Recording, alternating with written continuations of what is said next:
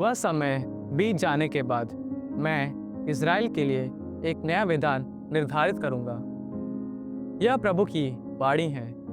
यिर्मयाह का ग्रंथ अध्याय 31 पद संख्या 33।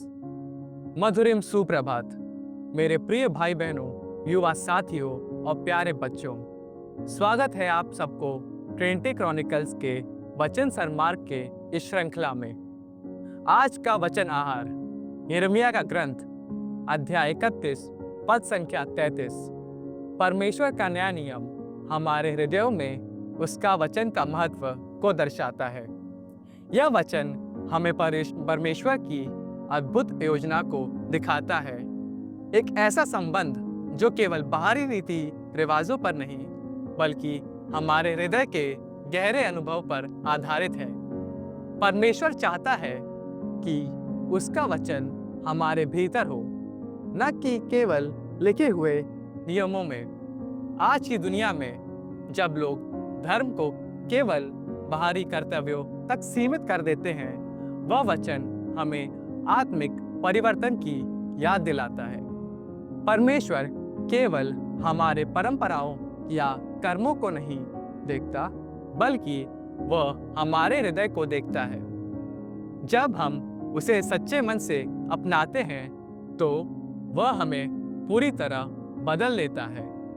प्रभु यीशु मसीह ने भी यही प्रतिज्ञा दी, यदि तुम मुझ में रहो और तुम में मेरी शिक्षा बनी रहती है तो चाहे जो मांगो वह तुम्हें दिया जाएगा। यह लिखा है यूहन्ना का अध्याय 15 पद संख्या 7 में। मसीह जीवन का मूल्य केवल बाहरी धार्मिकता में नहीं बल्कि परमेश्वर के साथ जीवित और व्यक्तिगत संबंध में है। जब उसका वचन हमारे हृदय में होता है तो हम प्रेम, करुणा और सच्चाई में बढ़ते हैं। वह हमारी आत्मा के अंतरंग तक पहुंचता है और हमारे मन के भावों तथा विचारों को प्रकट कर देता है। इसलिए परमेश्वर के वचन को अपने जीवन का आधार बनाएं, उसे अपने हृदय में स्थान दें और वह आपको नया बनाएगा।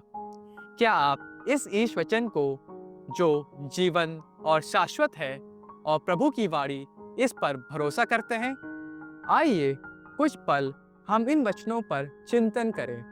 अपने दैनिक जीवन में आत्म शांत करने का प्रयास करें। सफल दिनों की शुभकामनाएं सहित आपका और आपके प्रियजनों का जीवन प्रभु के आध्यात्मिक परिवेश के संपर्क में हमेशा बना रहे। शुभ दिवस।